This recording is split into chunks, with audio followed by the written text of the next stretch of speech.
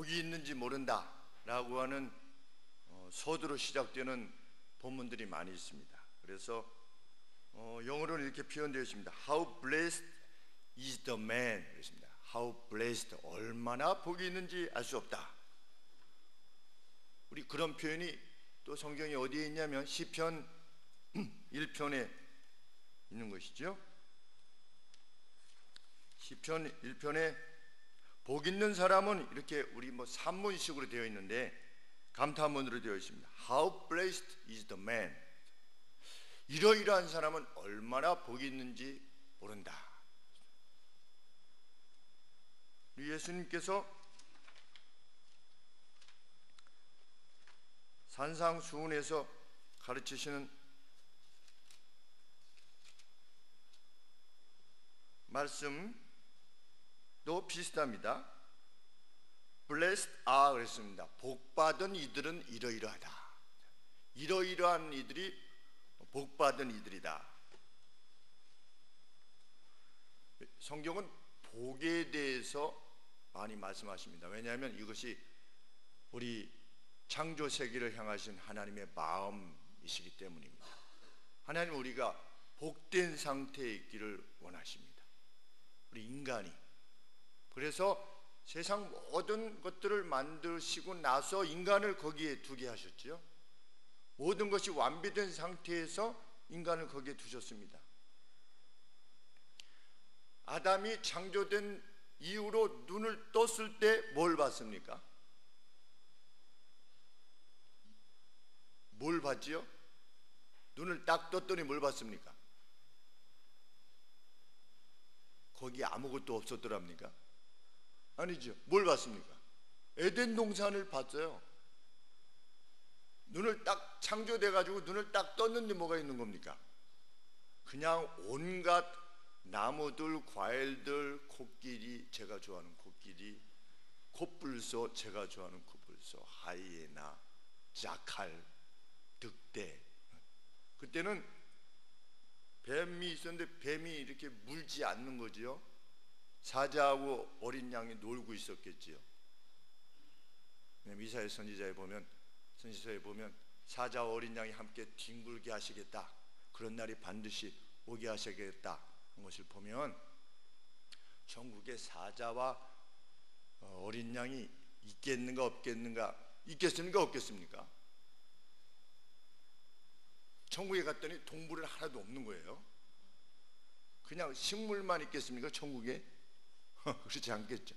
하나님 보시기에 좋았다라 하신 것을 보면 뭔가 있겠죠. 이런 형태의 처음에 완벽한 하나님의 지혜와 능력으로 만드셨으니 우리에게 주어질 그 새 땅도 우리가 그렇게 기대해도 될 것이라 이렇게 여겨집니다. 하나님은 우리가 복된 인생을 살길 원하십니다. 그래서 우리가 유신론적 진화론을 거부하는 겁니다. 우리 윤희가 학교 선생님이 그렇게 양자역학을 가르치시는 선생님이 그렇게 말씀하셨답니다. 교수님이 우리가 빅뱅 이론이 있는데 하나님께서 빅뱅을 통해서 세상을 창조하셨다면 되지 않겠느냐. 우리 좀 이렇게 합의점을 취하자 이거죠. 뭐 빅뱅은 없고 하나님이 만드셨다 이렇게 하지 말고 하나님이 빅뱅을 만드셨다. 그래서 뭐가 이게 펑 터진 다음에 점차적으로 뭐가 생겨났다라고 해도 그거 괜찮지 않느냐. 성경의 가르침에 의하면 그것은 거부되어야 되는 거죠. 왜? 그것은 유신론적 진화론인데 하나님은 뭐라고 말씀하십니까? 세상을 만드시고 완벽하게 만드시고 거기에 인간을 두셨다라고 말하고 있기 때문입니다. 우리는 우연한 진화의 산물이 아니라는 거지요.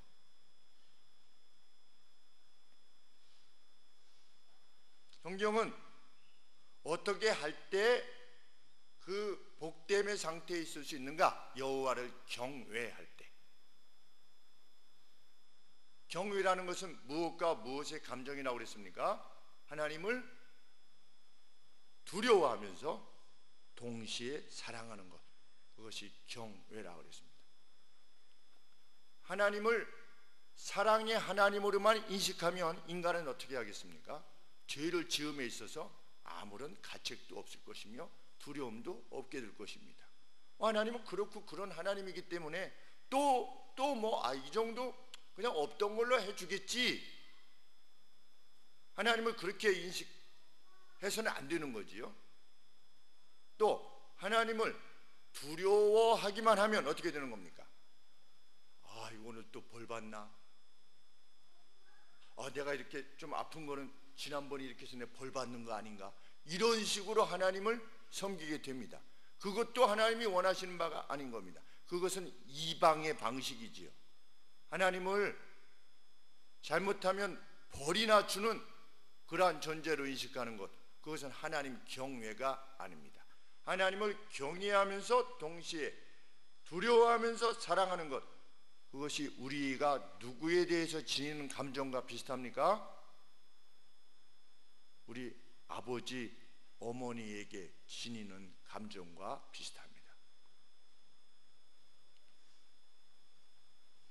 그러면 그 경외는 우리의 삶에서 어떻게 표현되는가? 1절 말씀에 하나님을 여호와를 경외하여 그 도에 행하는 자마다 했는데 walks in his way 그랬습니다. 그분의 방식으로 행동하는 사람, 그분의 행동으로 방식하는 사람, 그분의 방식으로 행동하는 사람, 그 사람은 얼마나 복이 있는지 알 수 없다. 그러면 여러분들에게도 여쭙겠습니다. 하나님은 어떻게 행동하셨습니까?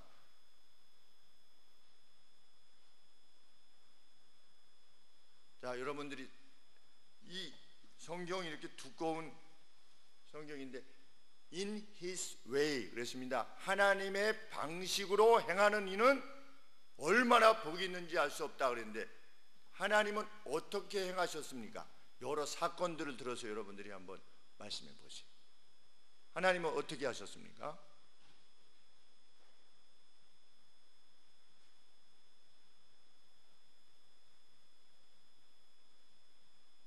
어떻게 하셨죠?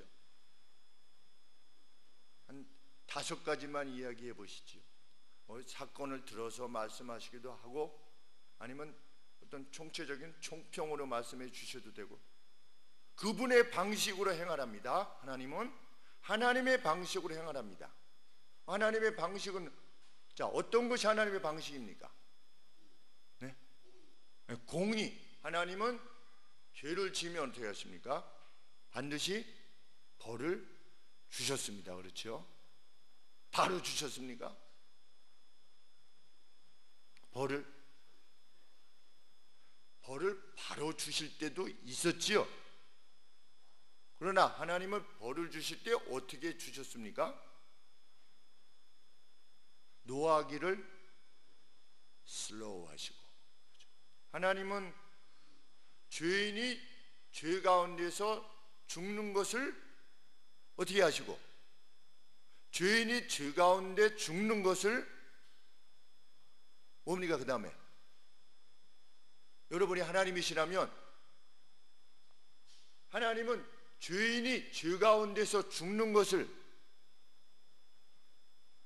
그래 죽어라 죽어 이러십니까? 하나님이 너 죄인이잖아. 하나님은 죄인이 죄 가운데서 죽는 것을 여러분이 그 다음에 말씀하셔야죠. 원치 아니하시고 죄인이 무엇하여 회개하여 돌이켜 무엇하기를 원한다? 살기를 원한다. 우리 하나님이시다. 그것이 하나님의 방식입니다. 하나님은 죄인이 죄 가운데서 죽는 것을 원치 아니하시고 죄로부터 돌이켜서 살기를 원하십니다. 그래서 예수님이 누구한테 가셨습니까? 대표적 죄인이 누구한테 가셨죠? 삭개오에게 가신 것입니다. 삭개오가 죄를 회개했습니까? 했습니까? 안 했습니까? 예수님이 가실 때 죄를 회개하지 않았어요.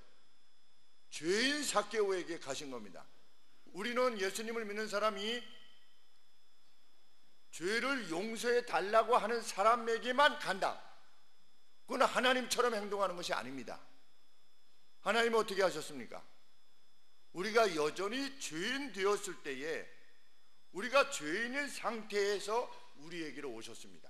우리는 누구를 용서할 때 상대가 용서를 구할 때만 용서하는 사람이 아니라 상대가 용서를 구하지 않더라도 용서해 주는 사람으로 살 때 그것이 하나님의 방식으로 행하는 것입니다. 그런 사람은 how blessed, 얼마나 복이 있는지 알 수 없다. 그것이 우리의 믿음입니다. 하나님은 또 어떻게 하셨습니까? 자비로우신 하나님이십니다. 언제 자비를 드러내셨습니까?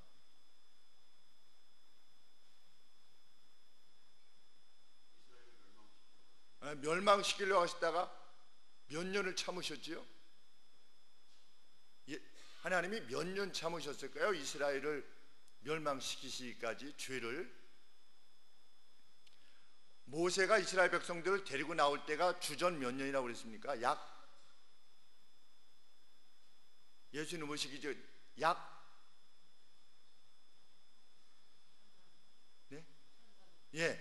1400년 전, 예수님 오시기 전 1400년 전, 지금으로부터 3400년 전, 1400년 전에 모세가 이스라엘을 데리고 나왔는데 남유다가 몇 년에 멸망했다고요? 586년. 그러면 약 몇 년이 지난 겁니까? 한 850년 정도 지난 겁니다. 850년 동안 참으셨어요. 이스라엘을 멸망시키실 때 이놈들 이렇게 이 뇌지를 알렸다 이래가지고 그냥 당장 이러신 것이 아니라 약 850년을 기다리셨어요. 마치 우리를 그렇게 기다리셨었던 것처럼 지금도 기다리시는 것처럼 어쩌면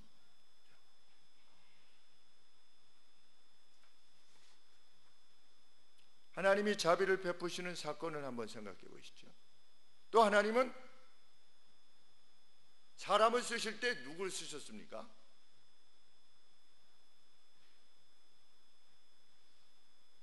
하나님이 사람을 쓰실 때 세상적으로 빛과 번쩍한 사람을 쓰셨습니까?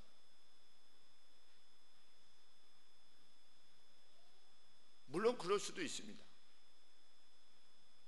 다윗 같은 경우는 무엇 하다가 불림을 받았습니까? 아버지 양치다가 불림을 받았습니다. 집안에서 인정 받았습니까? 못 받았습니까? 못 받았습니다. 걔는 있기는 있는데 걔는 무슨 왕 자리에 일을 아이가 아니다. 누구의 판단이었습니까? 아버지의 판단이었습니다. 아버지도 다윗을 그렇게 평가했습니다. 형들은 어떻게 했습니까? 전장에 나갔을 때 골리앗이 저렇게 하나님을 욕하는 것을 왜 그냥 내버려 두냐 했더니 형들이 어떻게 했습니까? 다윗에게 분노했습니다. 네가 교만한 자다. 너는 평소에 보면 너는 교만한 자다. 형들이 다윗에 대해서 그렇게 말했어요. 아버지도 별 평가 안 했어요. 하나님 눈에 보시기 어땠습니까? 발탁이 된 겁니다. 하나님의 사람은 누구를 평가할 때 무엇으로 평가합니까? 하나님의 사람이 하나님의 사람을 평가할 때, 저분은 KT 회장님이시지, 저분은 국회의원 집사님이시지, 저분은 뭐, 이것이 아니라 하나님의 사람은 무엇으로 상대를 평가합니까? 상대가 지닌 하나님 안에서의 본질적인 신앙, 그것으로 상대를 평가합니다. 그리고 그를 가까이 하기를 원합니다. 그것이 하나님이 행하는 방식으로 행하는 것입니다.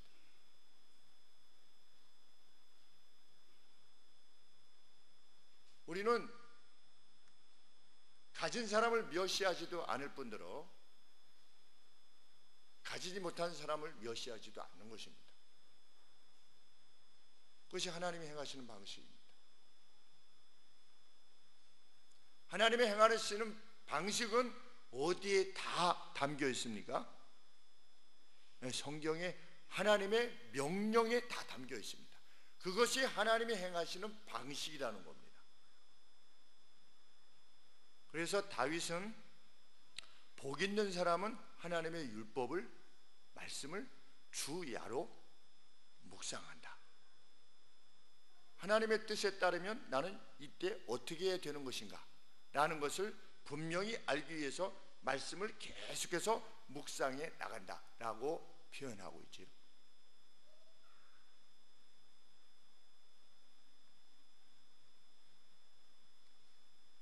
그럴 때, 그렇게 행할 때 어떻게 하실 것이다? 그 복의 내용이 무엇입니까? 2절 말씀에 when 그렇게 되어 있습니다. 네가 네 손의 열매를 먹을 때에, 그렇습니다. 1차적으로 복이라는 것은 무엇을 알게 됩니까? 우리가 우리의 손으로 수고한 것을 먹는 겁니다. 그것이 복입니다. 1차적으로 대박이 복이다. 세상은 그렇게 말하려 하지만 성경은 네 손으로 네 손의 열매를 먹는 것, 그게 1차적인 복의 내용인데, 네 손의 열매를 먹을 때 네가 행복할 것이다. 이렇게 되어 있습니다. 원문에 You will be happy. 앞에 산의 진미가 있어요. 그런데 행복하지 않아요. 그게 복입니까? 복이 아닙니다. 우리가 돈을 많이 벌어요. 근데 밤 10시, 11시까지 일해야만 돼요. 그게 복입니까? 복이 아니에요. 제 딸 영희 친구가 취직했대요. 동아사이언스에 취직했대요. 지금 내고 있는데 동아사이언스라고 하는 과학 잡지, 박봉의 잡지사에 합격이 됐대요. 무시무시한 경쟁률을 뚫고 합격을 했는데 돈은 조금 준대요. 그래서 제가 잘했다 그랬습니다. 잘했다.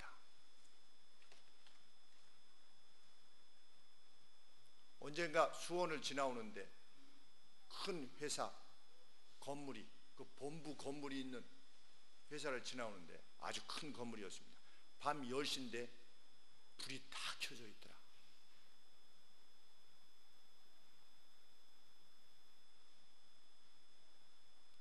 돈보다 자유를 택해라. 잘했다고 해라. 가서 축하한다고. 앞으로 그게 어떻게 될지 잘 모르겠지만 네가 네 손으로 일한 것을 먹을 때 You will be happy. 너로 하여금 행복하게 만들겠다 내가. 하나님께서 그 약속하시는 겁니다. 밥 먹을 때 행복한 사람, 그 사람이 행복한 사람입니다. 그렇죠? 밥 먹을 때 행복한 사람이 저 행복한 거예요.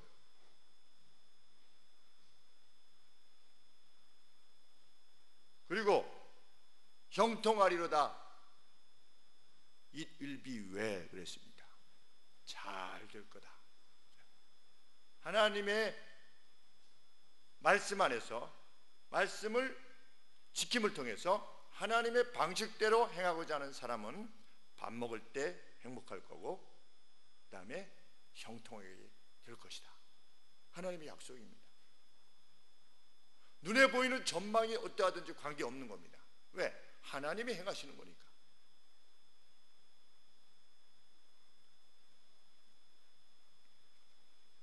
그리고 그 형통이 먼저 배우자와 자녀들과의 관계 속에서 이루어질 것임을 이렇게 밝히고 있습니다.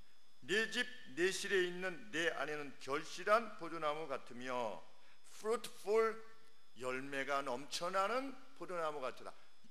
열매가 이렇게, 포도송이가 이렇게 큰 송이가 막 열려져 있는, 달려있는 포도나무를 볼 때 어떻습니까? 우리 마음이 우와 막 기쁨이 넘쳐요. 근데 아내를 볼 때 어떻게 하겠다?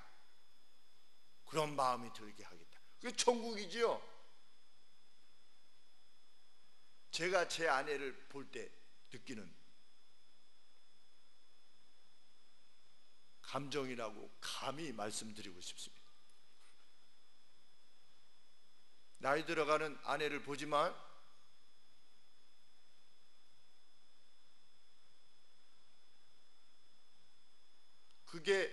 그것을 바라보는 그 눈이 아름다우면 어떻게 되는 겁니까? 그 마음이 아름다우면 누구를 바라봐도 그렇게 볼 수가 있는 건데, 내 아내로 하여금 그렇게 만들겠다.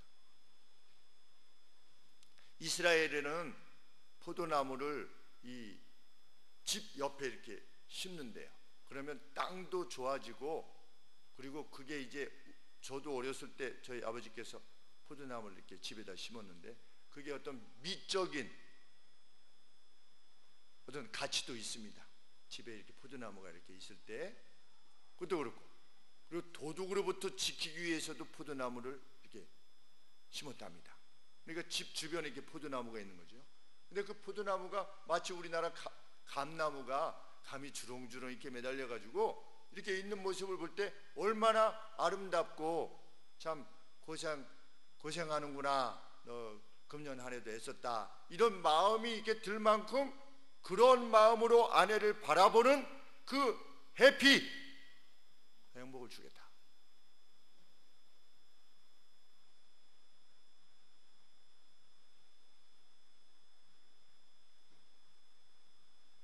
정직한 남편, 자비로운 남편에게 그런 부인을 주겠다.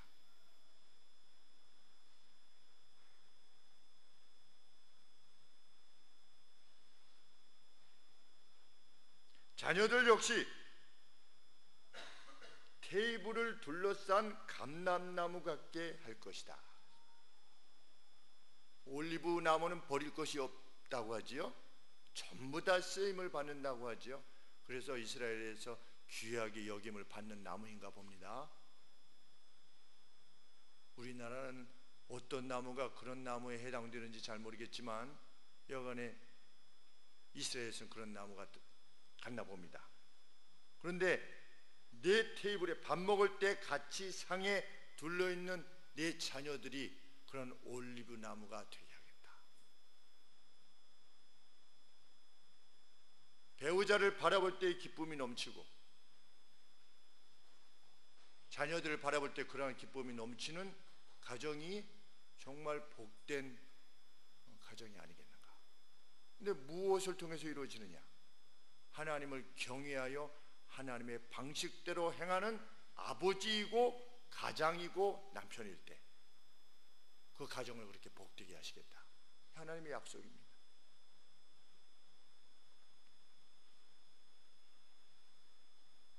구약의 경건한 가정의 가장은 하나님의 말씀대로 땅이 없는 사람들과도 땅을 공유하려고 했을 것입니다.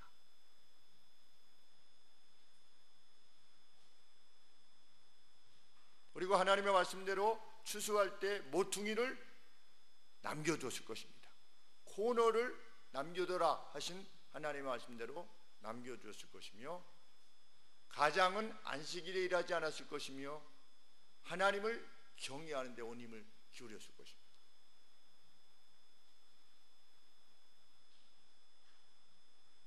가장은 하나님의 말씀대로 밭에 종자를 심을 때 섞어 심지 아니했을 것이고,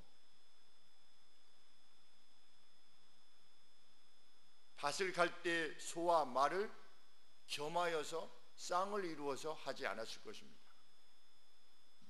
일상의 삶에 있어서도 하나님의 명령 그대로 심플하고 정직한 삶을 살려고 노력했을 것입니다.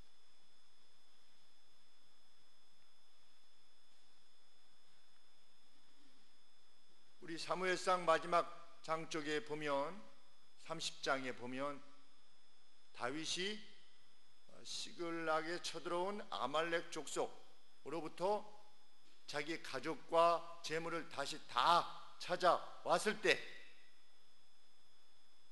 다윗을 따라다녔던 사람들이 아말렉을 쫓아가서 그것을 빼앗아 온 사람들만 전리품을 함께 나눕시다, 이렇게 이야기했습니다. 우리들 생각은 어떻습니까? 어떤 일을 했는데 거기에 이바지한 사람들이 있고 이바지하지 못했던 사람들이 있어 보여요. 그러면 누구만 그것을 나눕니까? 이바지했다고 여기는 사람들만 나누는 겁니다. 전투에 참여한 사람과만 나눕시다 이렇게 했습니다. 그랬더니 다윗이 어떻게 했습니까? 그렇게 할 수 없다. 전투에 참여했던 자나 아니면 남아있던 자나 어떻게 해라? 똑같이 나눠야 된다. 그래서 이스라엘에서는 그 법이 그 사무엘상을 기록할 당시까지도 어떻게 된 겁니까? 같이 나눈 겁니다. 이것이 뭡니까? 우리가 신앙 고백에서 고백하는 성도의 교통입니다. 성도의 교통은 그냥 먹고 마시는 걸 무슨 교제를 한다고 하는 차원이 아니라 전리품에 있어서, 전리품의 분배에 있어서까지 가령 이것이죠. 내가 어떤 일을 했어요. 열심히 해서 거기서 큰 수확을 얻었어요. 큰 돈을 벌었어요. 어떻게 하는 겁니까? 네, 헌금하는 겁니다. 11조는 물론이요. 무엇을 헌금하는 겁니까? 큰 돈을 벌었을 때는 10의 1을 해도 남아요. 그것을 어떻게 하는 겁니까? 헌금하는 겁니다. 헌금할 때 뭐라고 쓰는 겁니까? 거기다가 누구누구 성도님에게, 가정에게 이것이 갔으면 좋겠습니다. 목적 헌금이지요. 그렇게 하지 않고 그냥 구제 헌금이라든지 아니면 장학 헌금이라든지 아니면 성경 헌금이라든지 이렇게 하면 되는 겁니다. 그것이 뭡니까? 그것이 싸움에 나갔던, 싸움은 자기가 했지요. 그렇지만 싸움에서 승리하게 하신 분이 하나님이심을 믿는 겁니다. 그래서 같은 교회 성도들이 어떤 성도가 연봉을 생각할 수 없을 만큼 많이 받는 것에 대해서 함께 기뻐할 수 있어야죠. 왜? 그럼 많이 받으면 어떻게 할 거니까? 싸움에 나가지 못하는 하나님께서 원래 태어나게 하실 때 다 똑같이 우리에게 능력을 주시지 않았습니다. 어떤 이들은 장애우로 태어나기도 하시고, 어떤 이들은 머리가 별로 좋지 않게 태어나기도 하시고, 어떤 이들은 운동을 잘 못하기도 하시고, 어떤 이들은 잘하게 하시고, 어떤 사람들은 여러 사람들과 잘 어울리기도 하고, 어떤 사람은 혼자 있는 그러한 성품을 타고나기도 하고, 이런 다양함을 하나님께서 우리에게 왜 주셨는가? 조화로움을 위해서 주셨다는 것이지요.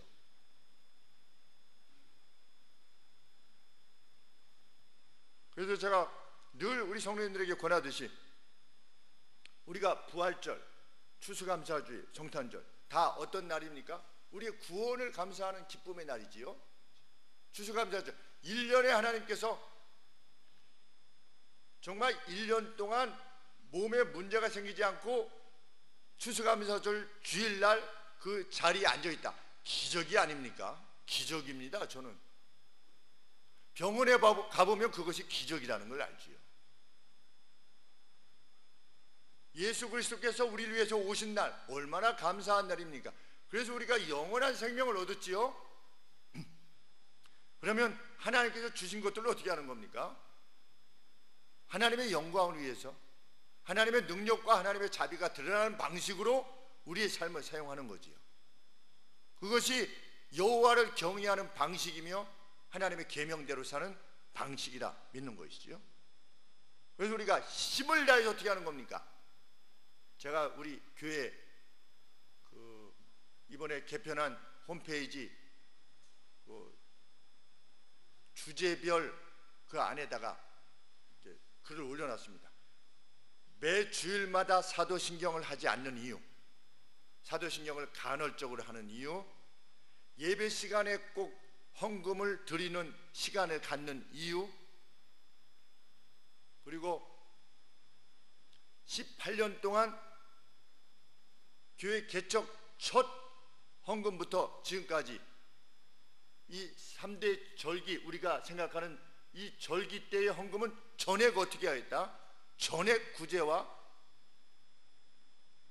장학과 선교를 위해서 사용해왔다. 초반에는 이 재정이 쉽지 않았지요. 그럼에도 불구하고 우리가 그렇게 하는 이유는 무엇입니까? 전심을 다해서 성도가 성도를 돕는 거죠.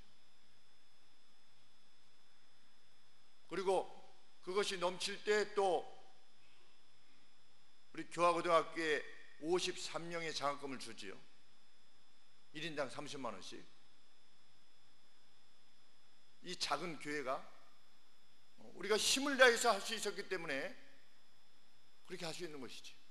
그것이 하나님의 방식이라, 그것이 하나님께서 우리에게 원하시는 방식이라 우리가 믿기 때문에 그렇게 하는 것입니다. 어떻게 될 것이다? 내 아내가 열매가 풍성한 포도나무처럼 되게 할 것이며, 내 상에 둘린 내 자녀들이 올리브와 같이 되게 할 것이다. 하나님의 약속입니다.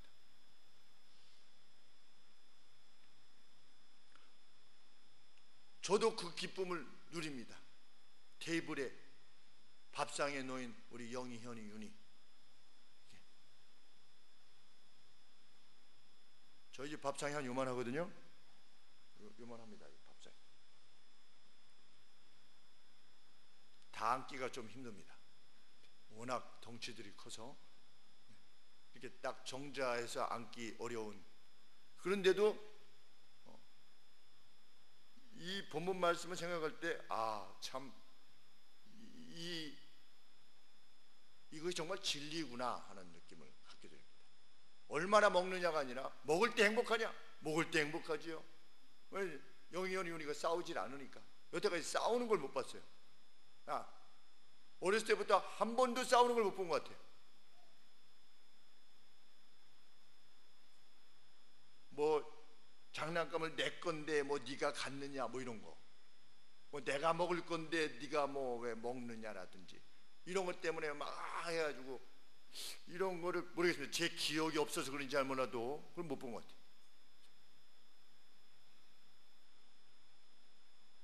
어제 이제 저녁에 늦게 한 11시쯤에 집에 들어가는데 저희 집 말고 이 오른쪽에 있는 그 동에서 어떤 가족이 이렇게 웃는 그런 소리가 이렇게 밖으로 들리는데, 야, 저 집도 우리 집 같구나, 이렇게 정말 기쁘더라고요. 야, 저 기쁨의 소리가 각 가정마다 있으면 얼마나 좋겠나, 밥 먹을 때마다.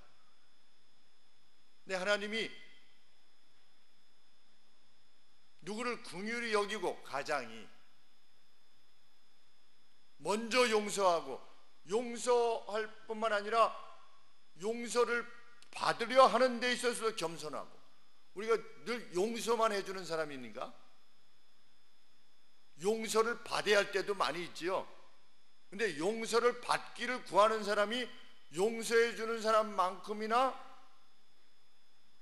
하나님처럼 행동하는 것 같아요. 하나님의 방식으로. 내가 무엇을 했는데 뭔가 잘못된 걸 깨달았어요. 예수님 뭐라고 말씀하셨습니까? 예물 드리러 왔다가 예물을 내려놓고 가서 먼저 참 미안합니다, 여보 미안해, 예배 오기 전에 그렇게, 여보 미안해, 어제 그렇게 한 거 정말 잘못했어. 그리고 나중에 생각나면, 여보 내가 생각해보니까 지난번에 한 달 전에 내가 당신에 이렇게 얘기했는데 그거 내가 잘못한 것 같소. 아니면 뭐 사업상에서도 내가 누구에게 나중에 알고 보니까 손해를 좀 끼쳤다든지, 내가 말한 말이 그 사람이 귀에 들어가지고 그 사람이 원쩍게 생각한다든지, 그럴 때는 가서 용감하게 말하는 거죠. 죄송합니다 사장님, 제가 지난번에 이렇게 했는데 그것이 손해를 끼치게 된 것 같아서.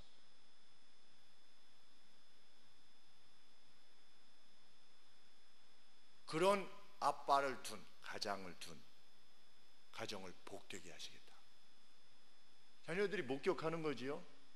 그 아빠, 엄마, 제가 저희 아버지와 어머니를 목격했듯이, 할머니를 목격하고 할아버지를 목격했듯이,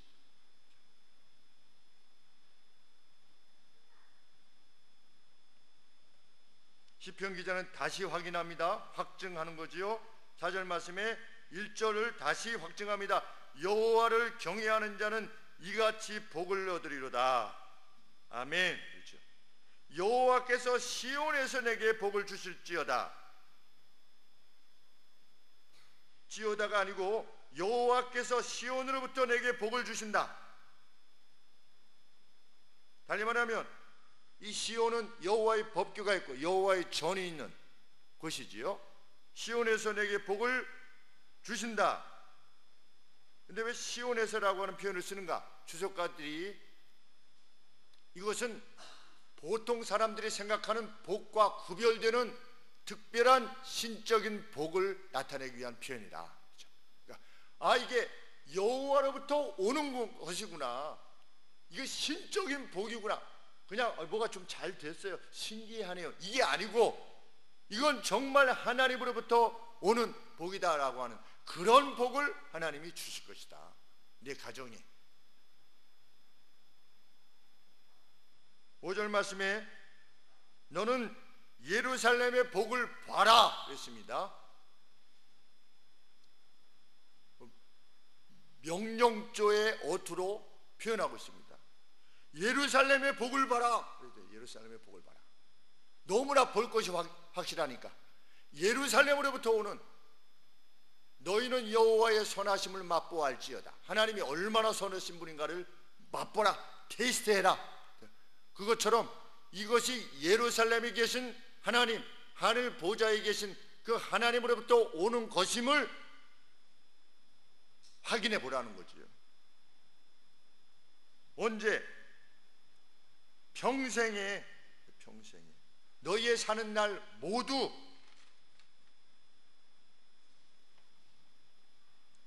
세상에도 복을 말합니다.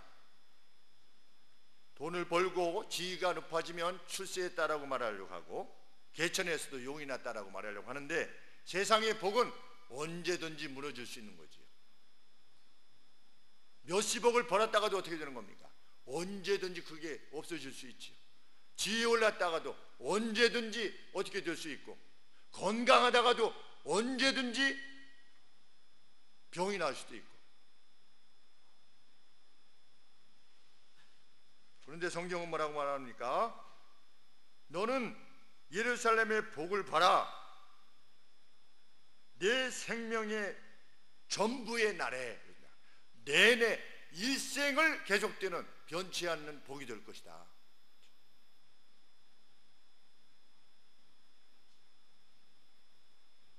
실패의 우려가 전무한 그 행복이 생명의 끝까지 이어질 것이다. 네 사는 날 동안. 그것이 하나님의 약속입니다.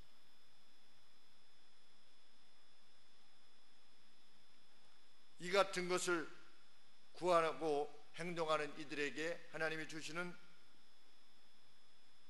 최종적인 복의 선언은 무엇입니까? 그런 이스라엘에게, 하나님의 백성, 이스라엘이죠, 이스라엘에게 피스가 있을지로다, 평강이 있을지로다.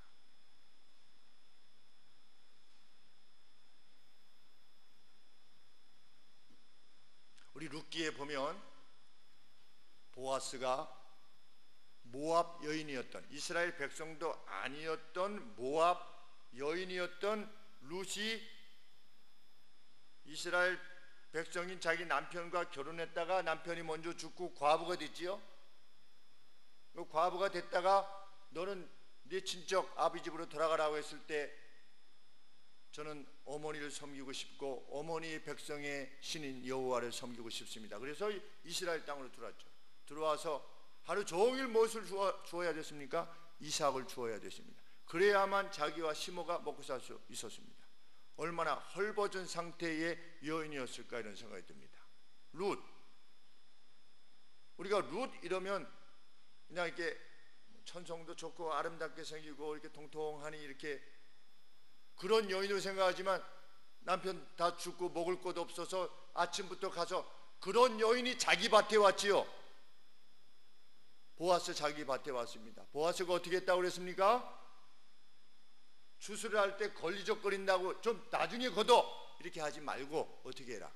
너희가 추수할 동안에도 어떻게 해라? 거둘 수 있도록 해라. 그리고 너희 이미 이게 묶어놓은 단에서 어떻게 해라? 마치 이렇게 흘려진 것처럼 이렇게 흘려지게 해라. 얼마나 자유로운 가장이었는지 알 수 없지. 그래서 그에 대한 축복이 룻기에서 2번이나 나옵니다. 여호와께서 당신의 집에 복을 주시기를 원합니다. 누가?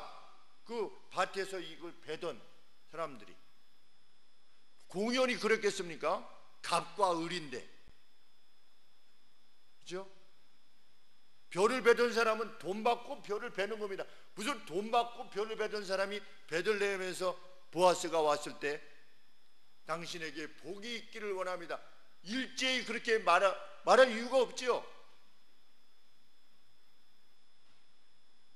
보아스가 어떤 사람이었는가를 알게 되는데 룻에게 행했던 그것을 보게 되는 것입니다.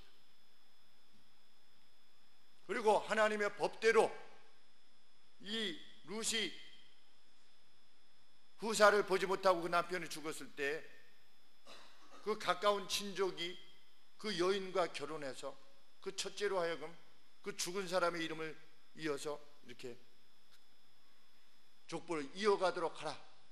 그만큼 그 후사가 없는 그 가정을 긍휼히 여기는 그런 사람이 되라고 하는 명령을 주셨을 때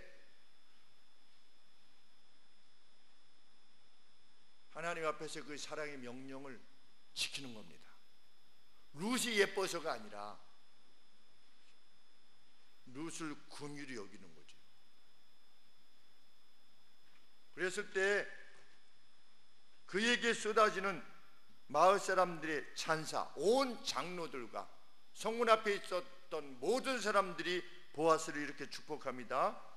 성문에 있는 모든 백성과 장로들이 우리가 증인이 되노니 여호와께서 내 집에 들어가는 여인으로 이스라엘 집을 세운 라헬, 레아 두 사람과 같게 하시고 너로 에브라스에서 유력하게 하고 베들레헴에서 유명케 하시기를 원하노라.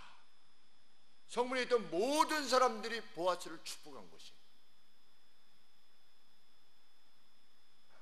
그로부터 누가 나온 겁니까? 다윗이 나온 겁니다.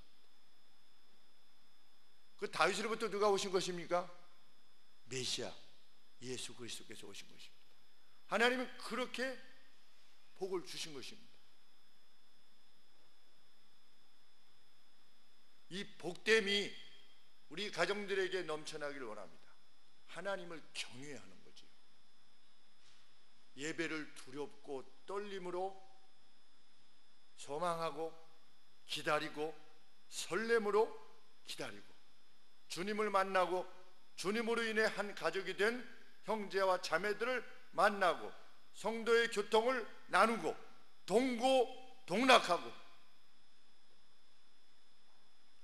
어려움을 함께 방어하고 기쁨을 함께 나누는 그러한 하나님의 뜻, 그 명령대로 행할 때 하나님께서는 우리들 가정 모두를 복되게 하실 것입니다. 그래서 어느 교회에 모든 가정이 번영과 평강에 이르게 되었더라. 이거야말로 기적이 아니겠습니까? 우리 성도님들 어떻게 생각하십니까? 진정한 기적은 무엇입니까? 우리 교회에 속한 모든 성도들의 가정이 그 부인이 포도나무 같고 그 자녀들이 올리브나무 같은 그러한 상태에 거한다면 그거야말로 기적이 아니겠습니까? 우리는 하나님 옆에 그것을 구하는 것입니다. 물론 특별한 목적으로 하나님께서 고난을 허락하실 때가 있지만 보편적인 하나님의 방식은 무엇입니까? 우리가 그 해피한 상태에 거하는 것입니다. 해피를 위한 자기 부정의 길을 우리는 걷기를 원합니다. 자기 십자가를 지고 나갈 때 그 뒤에 영광, 하나님이 주시는 그 영광을 우리는 확신하며 소망하는 사람입니다. 정말 과거에도 그러하셨듯이 오늘과 내일에도 하나님이 걷는 방식으로 하나님이 행하시는 방식으로 그분의 뜻에서 행하는 우리들이 되기를 참으로 원하는 것입니다. 기도하겠습니다.